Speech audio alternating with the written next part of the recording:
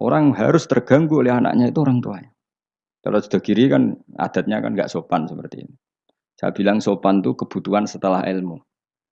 Menurut ilmu adalah anak yang harus diganggu anak itu orang tuanya itu menurut ilmu. Sopan itu kok sih, bakas kok sih. Nomor loro telu. Aturan ilmu ditegakkan dulu. Bahwa yang jadi korban anak harus orang tuanya. Ketika anak ingin uang harus orang tuanya yang jadi korban. Jangan orang itu ilmu. Yang kedua kalau kita baru bicara etika. Nah iso jaluk pas tangi masalah iki bocah. Lah nak nuruti etika aku yo duwe aku yo pas aku seneng pas apian. Akhirnya bojoku nurut karena bojoku ya keluarga kiai suka ilmu. Saya gede-gede ge mari piyambak. Angger gede-gede ge isin piyambak mari nopo. Piyambak. Tapi kan jelas bocah iki utang jasane mbek wong tua. Bahkan saya sudah gede mikir bapak iku apik tenan turu tak gawe gak tersinggung. Lho kalau biasa 10 menit turu tiga anak kula jam mlaku-mlaku iki kula mlaku-mlaku. Berapa kali saya ngaji terlambat 10 menit, 5 menit gara-gara anak kula nembe dugi lunga, biar jam mlaku-mlaku tak turuti. Karena jangan sampai kita ini misalnya demi ngaji, anakku jam mlaku-mlaku ora tak turuti. Akhirnya anak saya itu dendam sama ngaji. Gara-gara ngaji aku gak dijak mlaku-mlaku bapak. Akhirnya nganggap ngaji ku problem. Akhirnya roh rohin itu problem cah iki. Oh, bapak demi keriting kan. Roh Mustafa demi jenggot ya kan itu. Kan panjang. Akhirnya roh rai-rai iki rai trauma kan. Nah, itu kan gak bagus. Tapi nak tetap melaku-melaku, nggak wes pas melaku-melaku tetap ngaji. Anak itu punya kesimpulan. Ternyata saya masih nomor 1. Keriting nomor 2.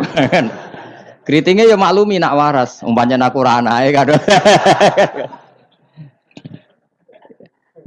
Makanya saya itu dugaan saya. Kenapa Rasulullah ketika beliau sujud Hasan Husain ini menganggap Rasulullah tiga jaran-jaranan. Cara Jawa tiga apa? Terus Allah ditumpahi Mbak Hasan, si masyhur itu Hasan. Ya tentu Hasan Husain tapi sing ning riwayat itu Hasan. Iku Rasulullah lama sekali sujud. Sampai sahabat itu karena saking dekatnya wahyu, zaman itu cara berpikir ahadasa fihi syai'un atau ahadasa fin nabi syai'un. Apa nabi ada wahyu baru sehingga sujud selama itu. Jadi sahabat belingu ya penting. Akhirnya orang sing ndangak ya rugen-rugen niku ndangak. Mergo sujudnya agak wajar apa? Kan Nabi kan tentu istiqomah. Biasanya 2 menit ya 2 menit, biasanya 1 menit. Ini kok sampai 5 menit semua. Akhirnya sahabat sing gak terima ndang. Iki ada wahyu baru bahwa aturan sujud harus selama itu. Doang. Jebule ono Hasan. Oh, iki to perkarane. Tapi baru kayak sahabat beling iki ono riwayate. Cara dekne ra nginceng. Jadi kadang beling ya penting. Tapi sing beling ben sahabat ya. Mergo tetep akeh ganjarane. Ki ora usah salat dangak-dangak ngono ora usah. Kau belingi sahabat paling ngono belingmu kebablas.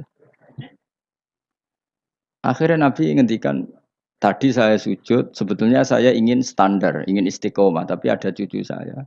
Terus alasannya Nabi, ben putuku ramangkel be aku. Jangan sampai kebaikan itu jadi problem bagi anak cucu kita. Coba misalnya Nabi kiai-kiai nyara saiki.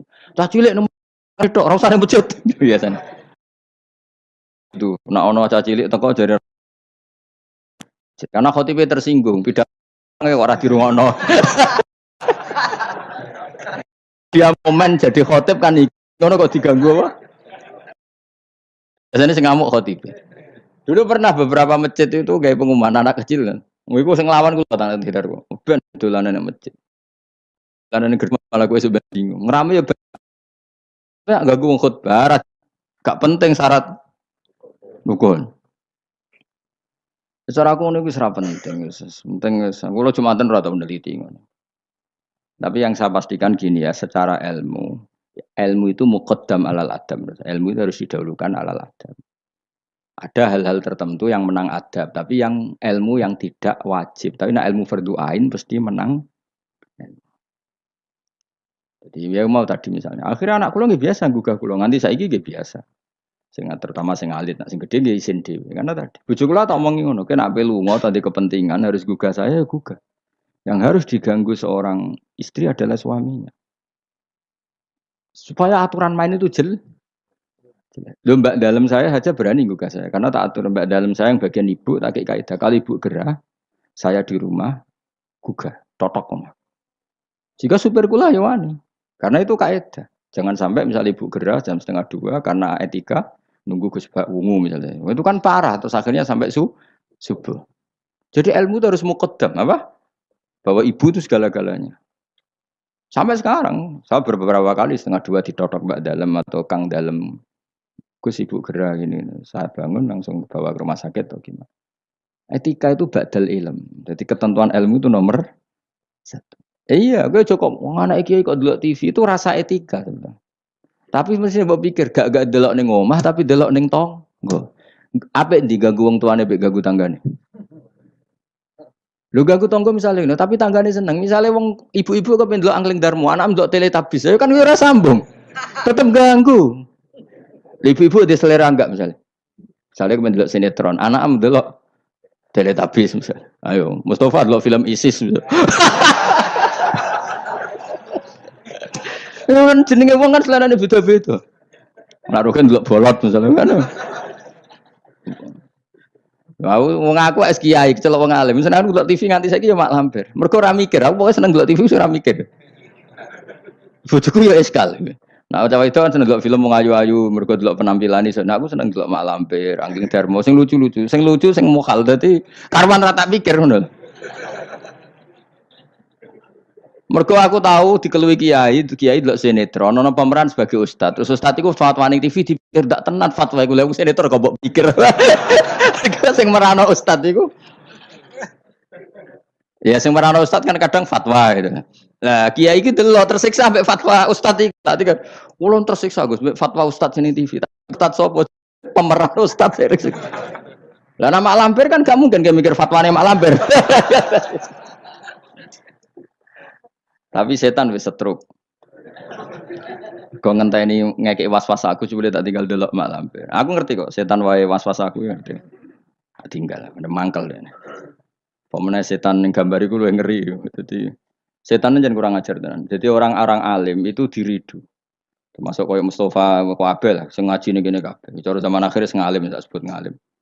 Jadi misalnya ke sholat itu kadang setan ngridung ini. Kue sholat ora mesti ditampa pangeran.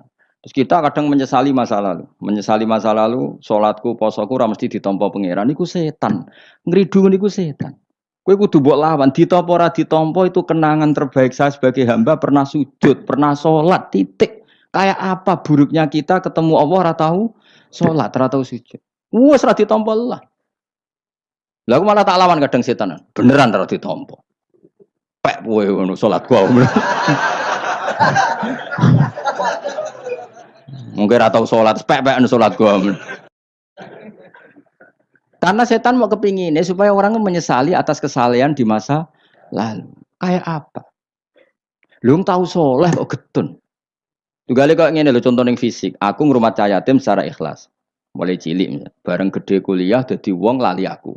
Bareng lali aku terus aku getun ngrumat cah iku ternyata gak bales jasa. Lu kamu ngrumat dia secara ikhlas wis dadekno ana wa kafilul yatim kahateni fil jannah. Kok malah kowe saiki dadi murahan arep-arep dibales jasa hanya karena tamak kamu, anak yang kamu rumat sekarang jadi menteri misalnya. Cek goblok. Ikhlas kamu itu janjine swarga, tamak kamu itu setan. Kancanan sih seringnya ngono, kancanan pondok ikhlas melarat ikhlas, bareng kancane sugih utang ra oleh, udah asal dhisik kanca aku saiki kok medhit mbek aku. Itu tidak perlu seperti itu. Masa lalu kita yang ikhlas itu masa lalu yang luar biasa. Nah, tapi setan kepengen batalno ikhlas di masa lalu. Makanya di Ikhya itu setan saking kurang ajar. Ikhlas wis kliwat itu udah adek. Nah, zaman kue goblok kan mesti ikhlas loh. Lan cara Mbah Mun guyonane santri mbek kiai iku ikhlas santri. Mergo santri ku nyucup kiai sapa ikhlas. Bareng dadi kiai pikir-pikir ni rival ini ora kan. Dise asal kiai dicucup zaman santri ya to. Bareng dadi kiai ki rival iki rapati alim gitu. Ikhlas dia ya. Kelakuanem lha apik endi kan. Kamane kok pangel temen nerangno. Ayo kelakuanem apik endi zaman mondok wis saiki. Ning bab iku lho. Ah ya, boleh iki sing ngomong iki lho. Apik zaman mondok. Wis dadi kiai mikir kan. Mun asro kiai politik Mustafa wah ora menarik cara dia. Jadi nah, kalau ada setan seperti itu tinggal delok mak lampir. Lho kula lah sering diridu setan. Sampai kadang kula saking ekstrem, meneh nek kuwetan sing ngandani. Umpama Jibril ngandani aku, nek aku ahli neraka, iku tetep aku sujud mbek pengira. Mergo kelazimane kawula iku ya sujud mbek pangeran titik. Meskipun Jibril ora ngalah ngabari ngono iku ora kowe ya. Cuma nggo nglawan setan harus pakai nama besar. Jadi setan itu jangan kurang ajar tenan. Jadi barang sing wis kliwat itu udah makanya disebut alladzi yuwaswisu fi sudurin nas. Maka ada ulama yang sampai cara ngendikan gini. Allah itu ketika melawan santet itu hanya dengan sifatnya. Qul a'udzu birabbil falaq hanya dengan sifat satu, birabbil falaq. Langsung min syarri ma khalaq wa min syarri ghasikin idza waqab wa min syarri nafatsati fil 'uqad. Jadi untuk melawan santet Allah itu hanya menceritakan satu sifat kedikjayaannya yaitu birabbil falaq. Tapi ketika Allah untuk melawan waswas itu Allah cerita 3 sifatnya. Qul a'udzu birabbin nas, malikin nas, ilahin nas, min syarril waswasil khannas. Jadi sampai Allah menceritakan 3 kekuatan sifatnya untuk melawan waswas. Itu betapa seriusnya waswas. Sampai Allah untuk melawan itu menceritakan 3 sifatnya. Karena betapa bahayanya waswas. Waswas itu apa? Alladzi waswisu fi sudurin nas. Jadi aku ini misalnya ngaji mbek Ruhin Mustafa mbek kabeh. Tak rewangi ngaji ngene ya perlakuane ngene-ngene wae iku setan kan. Mulane kita senengi terus Mustafa Bar. Senajan aku yo ngerti arah prospek. Yo rasa nganti sok beno ya ora prospek. Kok saiki nganti sok beno ora.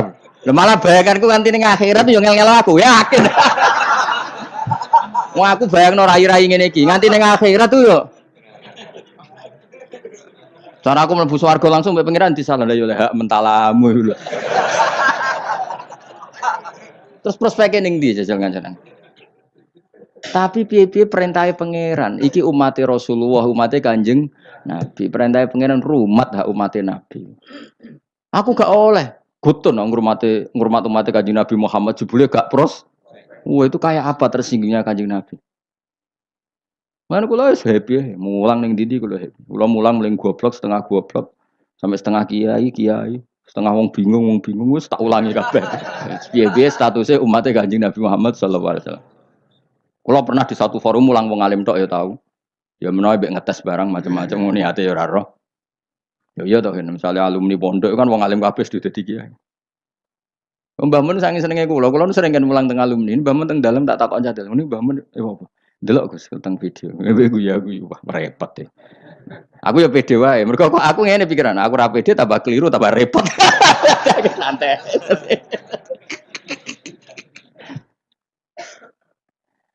Tapi khawatir saya nanti gitu. Kowe diridu setan, mbok rewangi ngono. Cahaya temu cilike mbok rumat. Saiki sugih ya lali kowe. Iku riduane kose.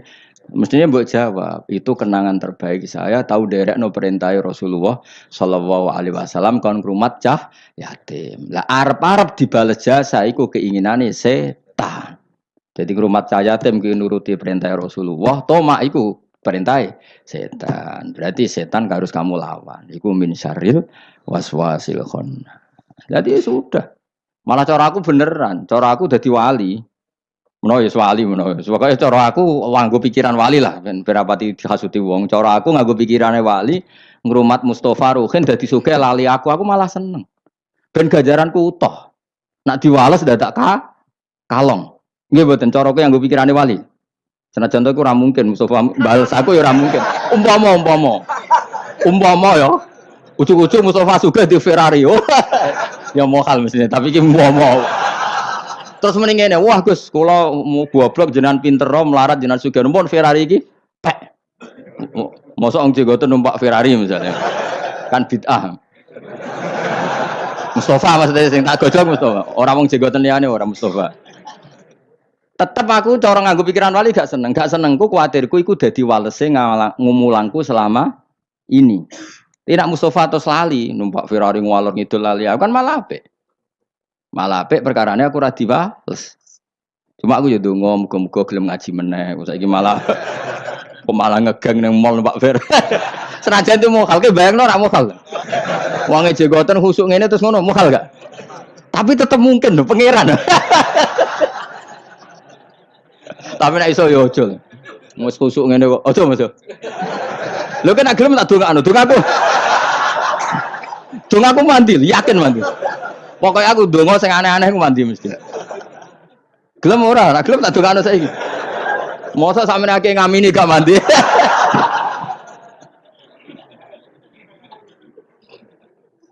Lha iku pangeran nganti ata bisifatin salasin. Untuk melawan waswas Allah itu menyebut tiga sifatnya. Apa? Birabbin nas, malikin nas, ilahin nas. Terus lagi min syarril.